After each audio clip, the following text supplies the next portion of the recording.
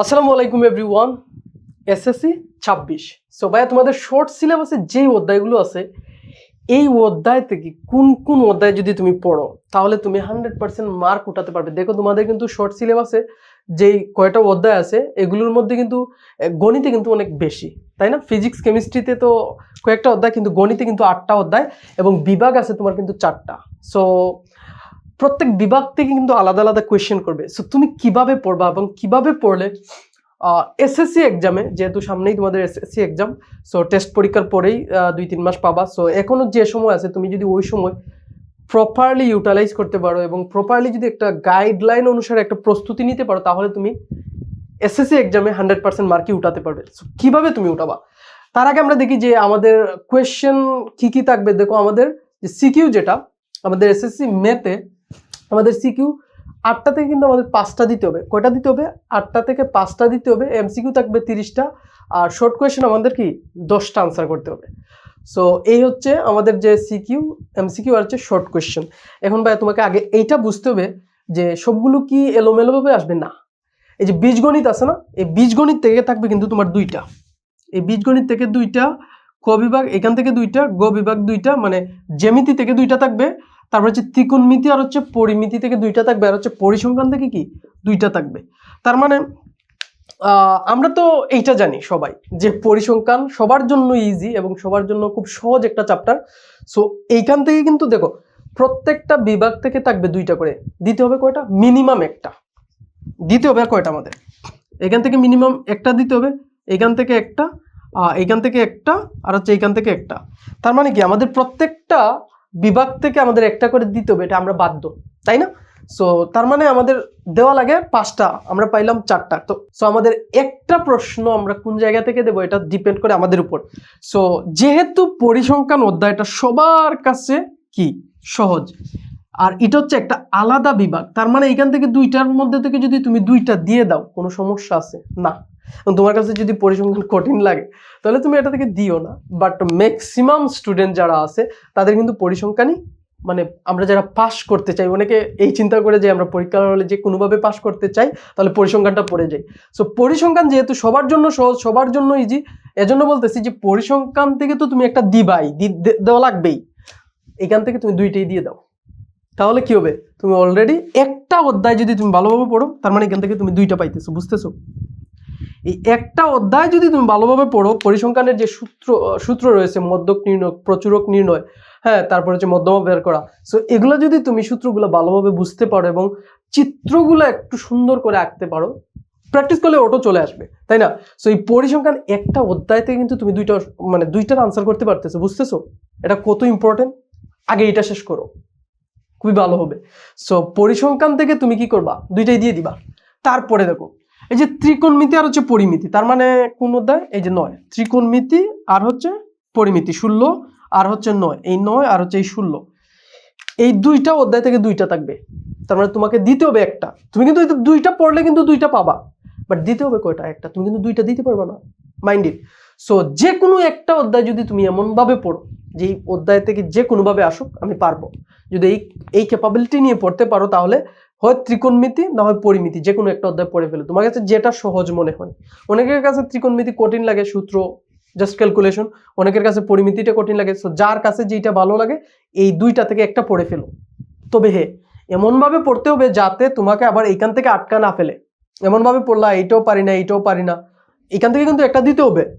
না দিলে এই বিভাগ থেকে অন্য বিভাগ থেকে যে পুড়ায় ফেলবা এরকম না, না এটা সম্ভব না।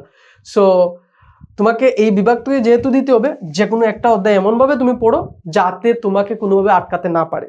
বাস, হয় তুমি পরিমিতি পড়ো, না হয় কি, না হয় তুমি ত্রিকোণমিতি পড়ো, দ্যাটস ইট। তারপর হচ্ছে কি আমরা তারপরে দেখতেছি হচ্ছে কি জ্যামিতি অংশ। এই যে জ্যামিতি অংশ না, এইটাও খুব ইম্পর্টেন্ট। সো জ্যামিতি অংশ কোনটা? 2টা অধ্যায়, এই 2টা, ব্যবহারিক জ্যামিতি আর হচ্ছে বৃত্ত। দেখো এই 2টা অধ্যায় থেকেও কিন্তু তোমার কি 2টা প্রশ্ন থাকতেছে, তাই না? আমরা সিকিউ কে টার্গেট করতেছি মূলত।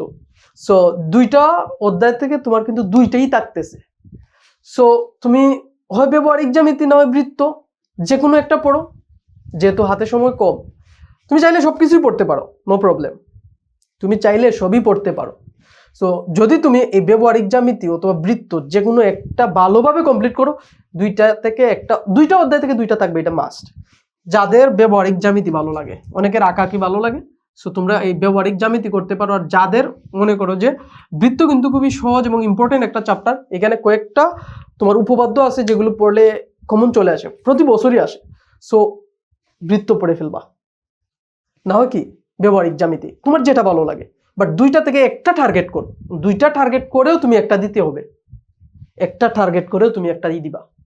সো এমনভাবে প্রস্তুতি নাও যাতে তোমাকে এই বৃত্ত থেকে আটকাতে না পারে।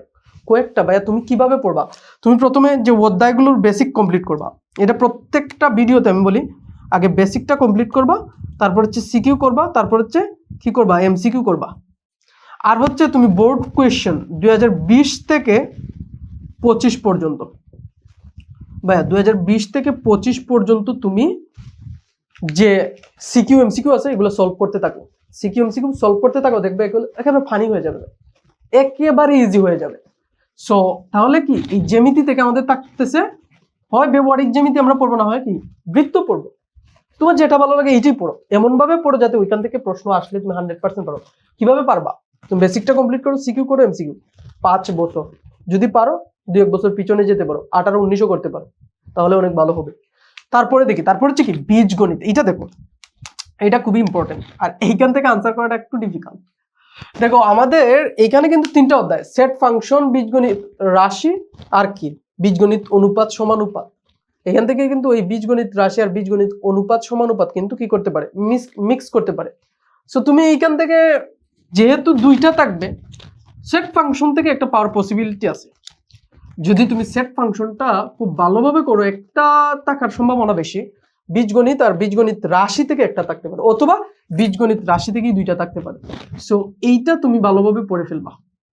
সেট ফাংশন কি করবা, তুমি ভালোভাবে পড়ে ফেলবা।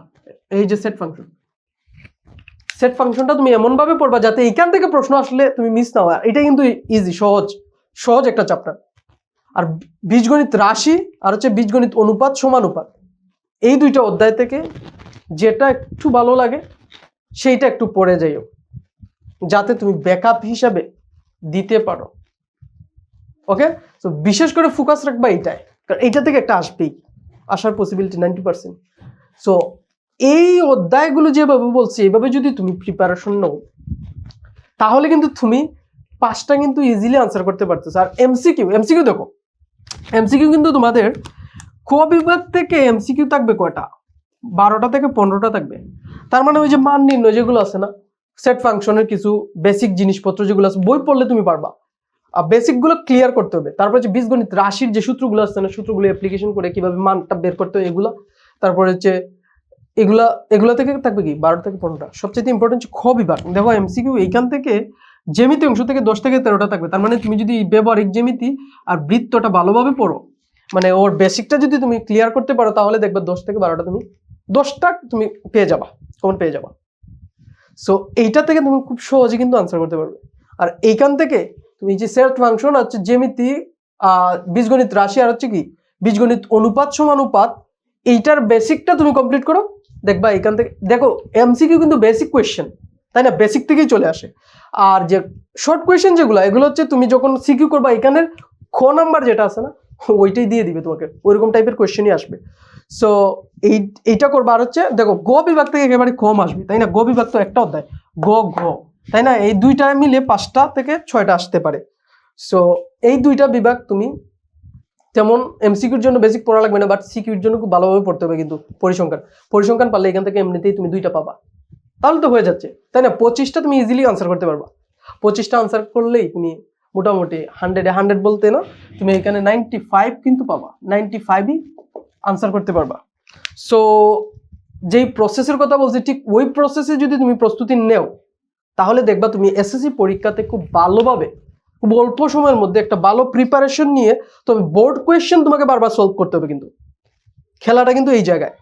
সো তোমাকে অবশ্যই এগুলো খুব ভালোভাবে কমপ্লিট করতে হবে, এবং যেভাবে বলছি এইভাবে যদি একটা ভালো প্রস্তুতি তুমি নিতে পারো, তাহলে দেখবা এসএসসিতে ভালোভাবে একটা খুব দিতে পারবা। দেখা হবে পরবর্তী ভিডিওতে, সেই পর্যন্ত ভালো থাকো। আসসালামু আলাইকুম।